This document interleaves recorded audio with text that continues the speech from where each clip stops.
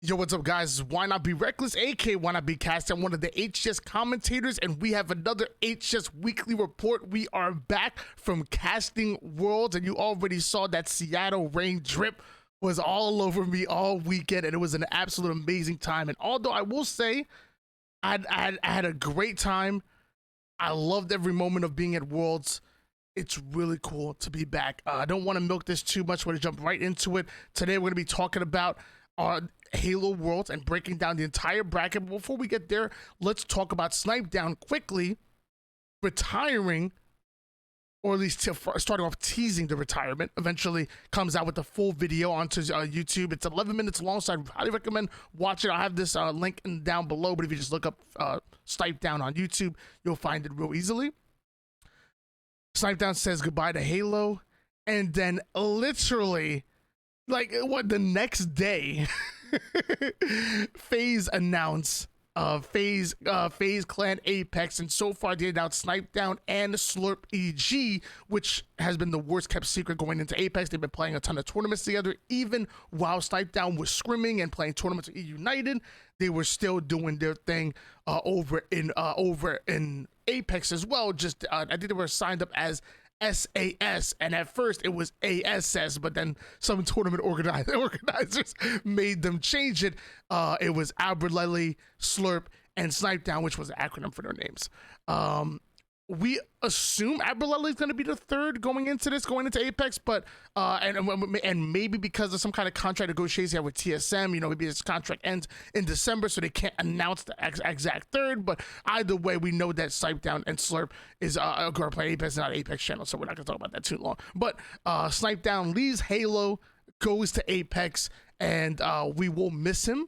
And obviously, I wish him luck. I love Halo and Apex, so I'll be keeping up on his journey. And if you guys want to know what's going on, just ask me some questions. So far, they haven't hit the ground running, but there's a ton of potential there. Now, let's get into the nitty gritty. Let's get into some Worlds action. So, play-in tournament. Very simple. Fnatic beat out Divine Mind going up into the round number 2, beating out J Links, guaranteed their spot towards the upper half of that play-in bracket.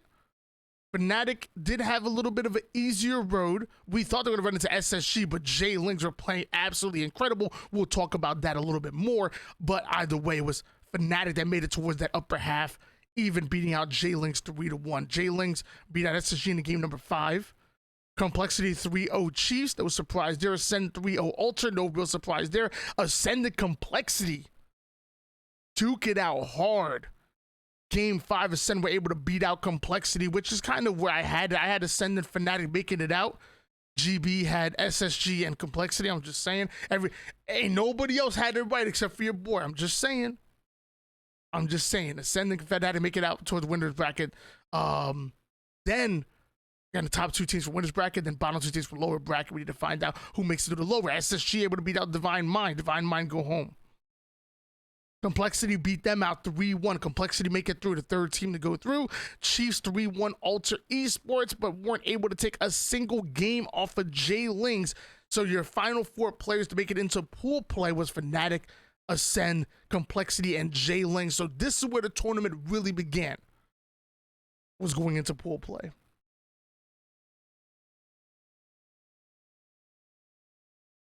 In pools, Optic 3-0. Native Red were able to take the only win off of Optic in a single map. So Optic didn't go. They did not go undefeated. Actually, we can actually see it here. I apologize. They did not go undefeated. They 3-0'd Complexity. They 3-0'd Oxygen, but they weren't able to 3-0 Native Red when it came to pools. Sadly, Oxygen and Native, I think they had a good series, 3-1. Yeah, they had a good series, but Native Red was still able to make it out. Native Red and Oxygen actually met up in Pool B back at Orlando, and I believe Oxygen were able to win out that pools based on them. I think they ended up. I want to say they ended up losing to Quadrant, but they lost in game 5, so they took like 1 less loss than Native Red, and Oxygen were able to make it out of Pool B back at Orlando. But Native Red even though they beat out Oxygen in Orlando, this time they beat out Oxygen in Worlds, and they also secured their number 2 seed. Complexity sadly weren't able to get a single win, even over Oxygen, even though Complexity in the past has been older brother. Oxygen with Collect was absolutely disgusting, and now we want to find out, is Collect staying with Oxygen, or is he going back with Native and making a whole new team? I don't know. I hear McWin's available. You know, there's some options there. Cloud9 able to 3-0 over their pools. I think did they sweep 3-0 Team War, 3-0 J Lings? They definitely did not sweep. I'm sorry. Oh yeah, G1 was. I forgot this was a crazy series. Cloud9 and G1 going to game number 5, and to be honest with you, I wouldn't have been surprised if G1 won that one. It was good, dude. It was good. Cloud9 eventually did come out with the win. G1 finished out in second place. J Lings beating out Team War. Obviously, it took game 5 in order to do it, but that was a big surprise. Again, we talked about J Lings were really the surprise team of the tournament. In case you guys don't know, they're one of the top teams coming out of EU. I think maybe like the number 3 or number 4 seed coming out of EU. You know, that other team that isn't Ascent and isn't Quadrant. J Lings she really showing off and making it not only squeaking by from the play-in tournament to make it into pool play, but even making it into bracket play, because the way pools work, 2 teams start in winners bracket, 1 team started in losers bracket, and 1 team was sent home. Team War were sent home before Saturday. FaZe able to 3-0. I don't think anybody was surprised here. Want to find the G2 and Fnatic matchup. I'll find it. Oh, there we go. The G2 Fnatic matchup. I was actually big on this Fnatic roster. I didn't think they were going to beat G2. At least I wouldn't have put money on it. But I will say that I was big on this Fnatic roster, and I wouldn't have been totally surprised that they pulled off the upset. But I think no matter what, I started G2 as the favorites going in. I thought G2 could take a game off of FaZe, but it was FaZe that come out with the 3-0. 3-1 TSS take a game off of them, and Fnatic take a game off of them as well. But eventually, FaZe finish off with the 3-0. TSS sadly weren't able to get a win in pool play, meaning that they were sent home before Saturday. Fnatic also making it through that pool play and able to not only make it a pool play, but also make it into Saturday's bracket play as well. I think this was a really cool matchup. You obviously have Strobe and Super CC that would drop from that Fnatic roster, and I think it would have meant a lot for them to get that win. And technically they were the favorites, even though I think Fnatic with Suppressed and Arctic were totally different than the other rosters they've been sporting. I think that Fnatic roster were really good, and I'm really happy with how they were able to salvage the ending of their season. Pool D, or Pool 4 as it says here, Sentinels able to pull off the 3-0. I think it would have been fun. I think it was fun to watch eUnited and Sentinels go back at it, or in Orlando, eUnited were able to take the first 2 games off of Sentinels, and Sentinels had to reverse sweep in a game 5 in order to beat them out. eUnited looked really good back in Orlando, and I think it would have been it was really cool to watch that rematch. Sadly, it wasn't as exciting as it was back in Orlando. It was a 3-1 in favor of Sentinels. Can't really say I'm too surprised there, but you know, Sentinels are really good. eUnited just happened to be a small step below, but I was rooting for them. Ascend able to beat out Navi for that number 3 spot. I don't think anybody was surprised by that. I don't think anybody would have been surprised if Ascend beat out eUnited, but this is where some of the drama ended up. So, in case you guys missed out, I wasn't able to watch the series because I was working, so I'm just going by what was told to me. Okay, I'm going by from my perspective. I would urge you to look up SnipeDown's SnipeDown and his Twitter. He put out a little bit of a tweet longer about it. Actually, you know what? I think we could probably pull it up right here. So, or not as we long, just put a reply. So let's dive into this just a little bit. So this from HCS point of view. During Game 5, a player on Ascend caused the disconnect of his own headset. The players were instructed, to continue playing while the referee supported the player in troubleshooting. The players on Ascend stopped playing and went on to lose the game. So they were saying there was some kind of issue going on with the PC. And at first they said the audio issues, but then I heard by the end of the series, a player on Ascend also said that the PC was having issues all series long, and was trying to get them to and wanted to get them to replace it.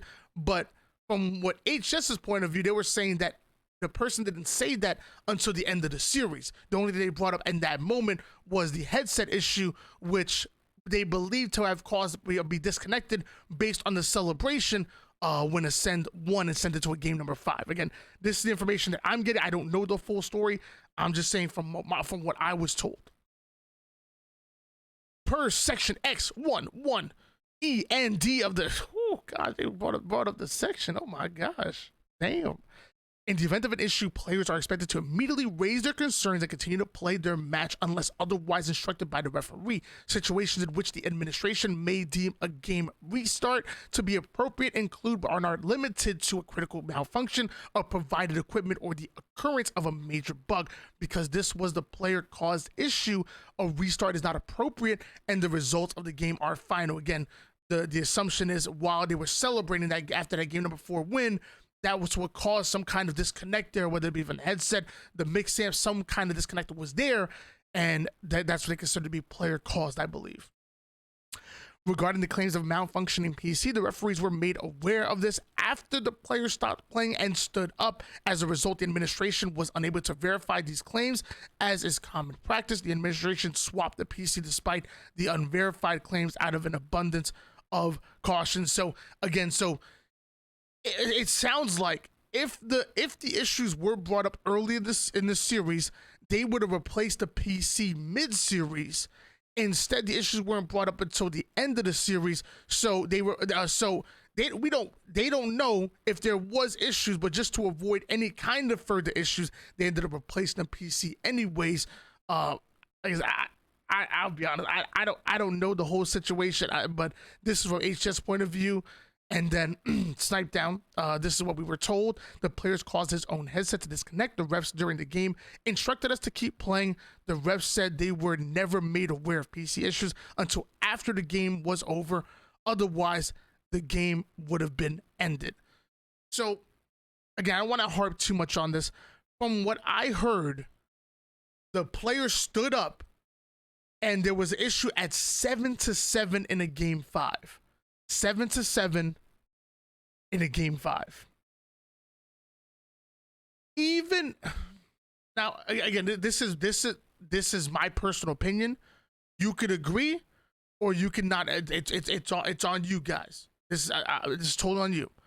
But I'm just saying, if it's 7-7 game 5, even if I was told that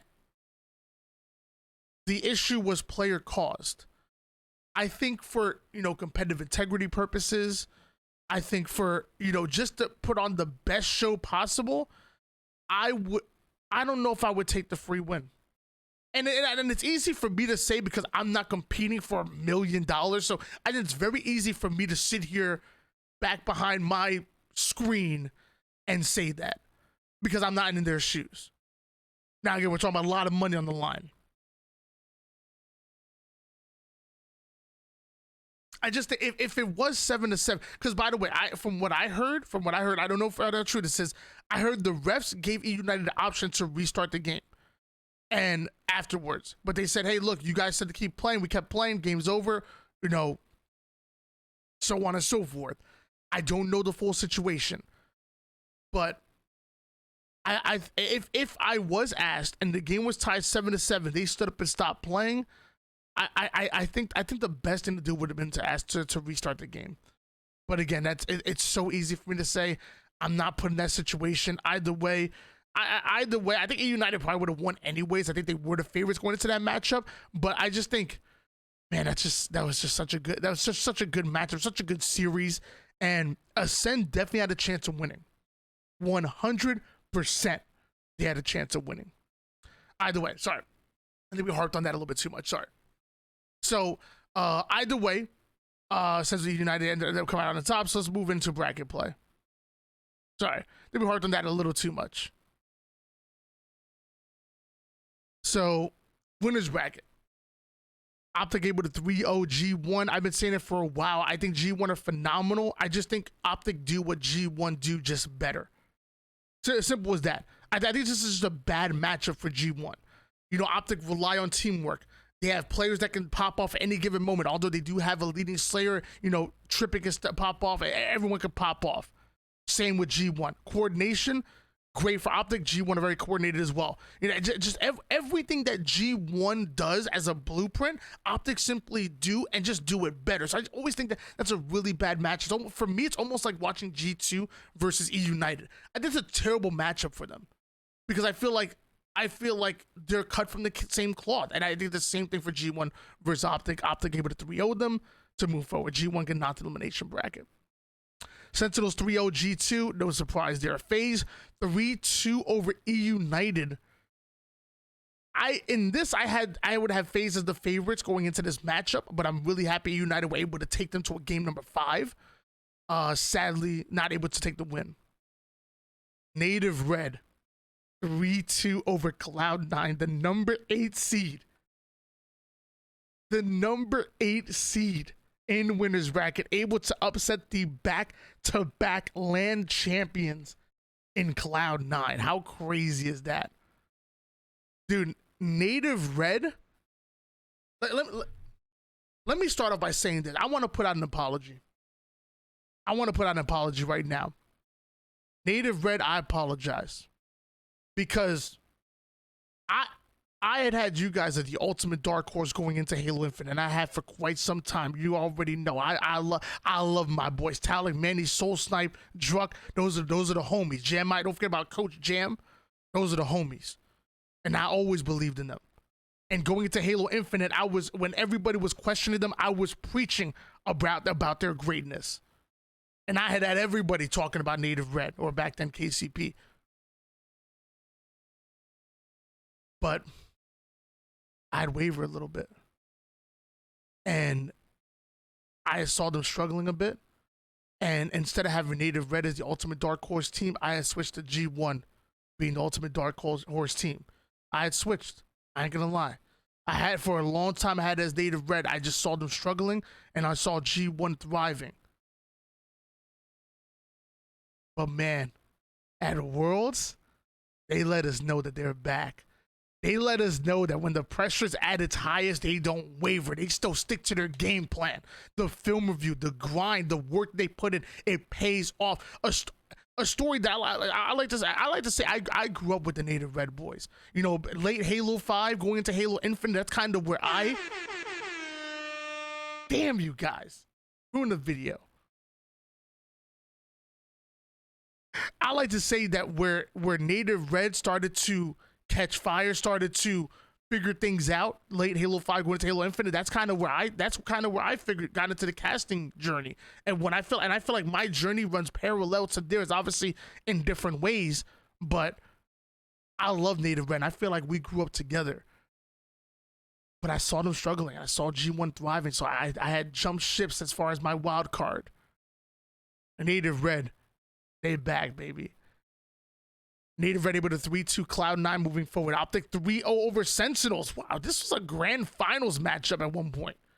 These were the two favorites to make it into the grand finals, and Optic able to 3-0 sweep Sentinels, sending them down to the elimination bracket. Talk about them later on. Native Red able to 3-2 FaZe as well. So you can't call it luck.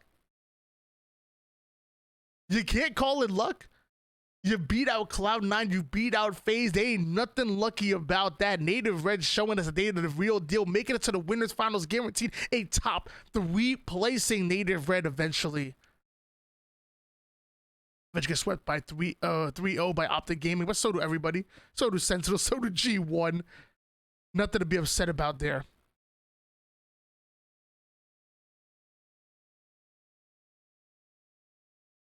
We'll get to that grand finals later. Down elimination bracket, Fnatic able to 3-2 G1. That was a big upset right there.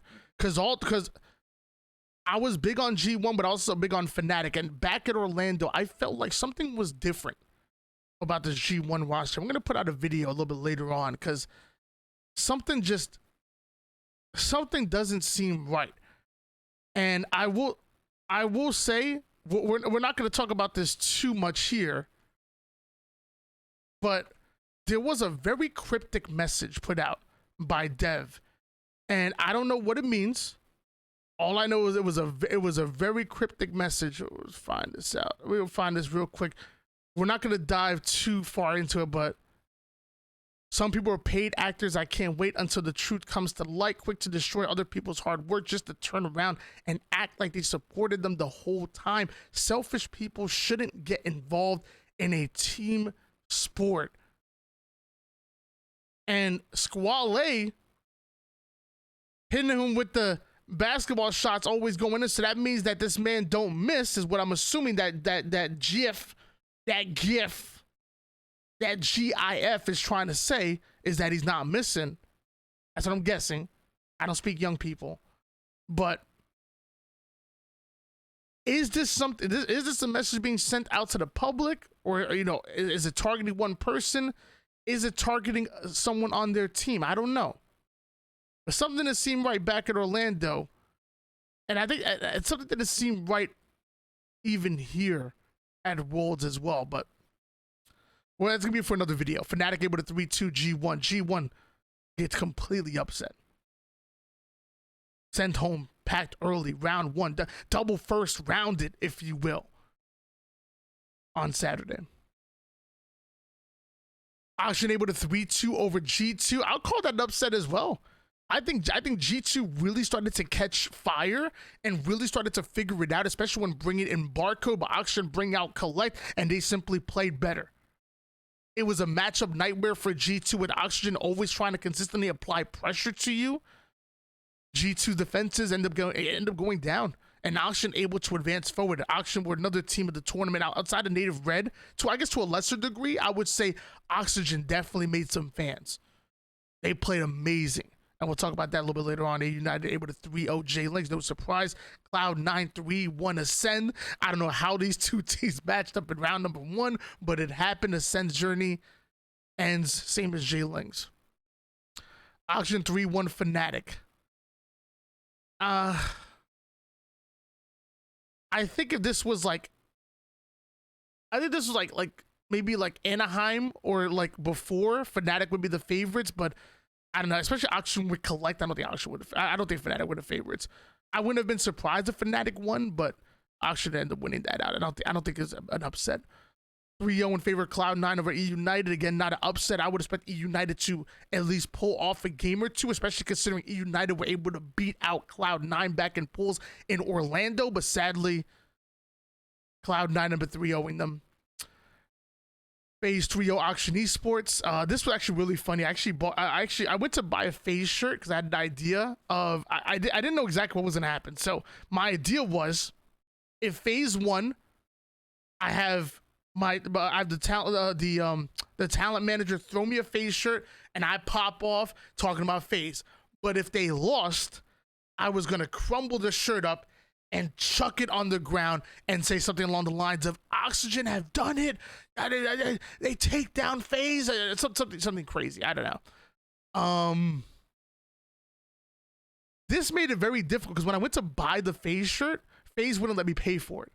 So if FaZe gave it to me for free, and if I would have bought it, would have been different. Say I would have bought it, FaZe lost, I crumble up, I chuck it on the ground, nothing crazy about that. But if FaZe give you a free shirt and they lose, and you take that free shirt and you crumble it and throw it on the ground, that would have been really bad on me. So I'm almost happy FaZe won, because it would have been really bad if I took their free shirt that they gave me and stomped it onto the ground. Would have been really bad. But FaZe 3-0 Auction, no real surprise there. Cloud9 3 over Sentinel 3-0.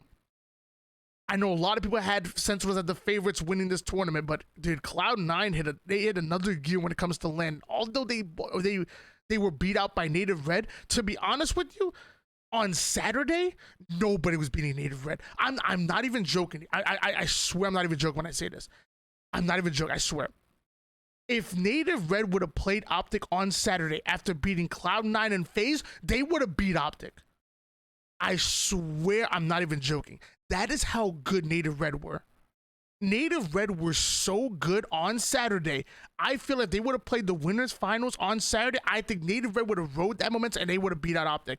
I'm not even, I know I say some crazy stuff, but that is how much momentum, how momentum driven Native Red are and how good they were playing on Saturday. Dude, they were just rolling downhill. So even though Cloud9 lost to them, I don't think Sense would have beat them. Shoot, I don't think Optic would have beat them on that Saturday. They were riding too high. Shout out to Native Red. Cloud9 able to 3-1 over FaZe. This is a match that could go either way. I like honestly. Cloud9 ended up winning out because Cloud9 on land are absolutely phenomenal. Cloud9 on Championship Sunday on land are absolutely amazing, untouchable, dude. Cloud9 showed us even without Renegade, they're the real deal. Cloud9 able to advance forward. They match up against Native Red once again. This time it was a 3-0 sweep. Native Red, you got yourself a big win in winners finals, but eventually Cloud9 welcomed them to the big leagues. Cloud9 able to make it over to why I can't get. Oh, there we go. Sorry. Technology's tough. Cloud9 able to make it to the grand finals. They even bracket reset a 4-1 win over Optic Gaming. Listen to that, guys. A 4-1 win in favor of Cloud9 over Optic Gaming. But it seems like they ran out of gas. Because after that bracket reset, Optic able to pull off the 4-0 sweep. And Optic go back-to-back champions, including the World Championship. They got themselves a ring. Optic Gaming. Whew. Again, big bracket reset by Cloud9. Stories of the tournament, Cloud9.